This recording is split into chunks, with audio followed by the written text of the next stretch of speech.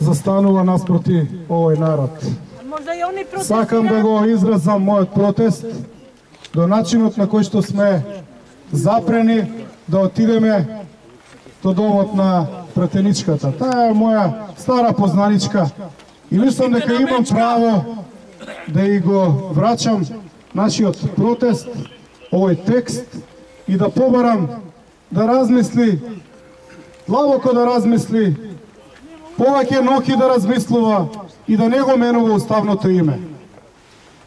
Господа од полицијата, политички контролираната полиција, полиција која што денеска се јавуваше на мои блиски, да ги спречи да дојдат со мене на протестот.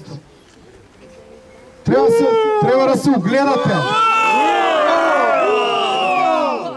Треба да се угледате на полицијата во Бугарија која што застана со народот и ги фрли шлемовите. Полицијата не смее да биде против народот. Вие сте дел од македонскиот народ. Вие не смеете да бидете политичка алатка. Не смеете да водите тајни досиеа. Вие треба да го чувате народот. Вие треба да го чувате интересот на македонската држава.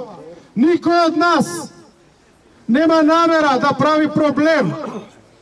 Но ние имаме право да им кажеме на нашите пратеници, кои што се гласани од овие луѓе, дека треба да го почитуваат тој што ги избрал. Никаде во светот нема тој што е изберен да биде чуван од тие што го избрале. Ова е срамота за македонската демократија, ова е срамота за македонските пратеници. Тие ако се чисти, ако имаат чисти намери, треба да дојдат да застанат со нас. Никој нема да ги пипне, јас им ветувам. Да не чујат дека бараме да се сочува македонската држава. Ние не бараме други држави. Не бараме поделба. Не бараме сецесија. Не бараме одвојување. Бараме да си ја заштитиме и они да ни помогнат македонската држава. Слушаме дека им се заканувале со затворски казни. Јас сакам да ги поканам, ако направиле криминал, да одат во затвор, да си лежат они, да не лежи место нив целиот македонски народ. Ние не сме должни да трпиме колективна затворска казна за тоа што некој од нив го правил. Бети, ако ме слушаш, те молам да размислиш.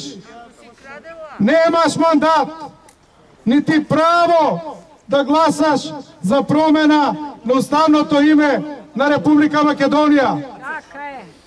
Дајте да не чуе Бети, нема друг начин. Дигнете глас, македонци. Македонија!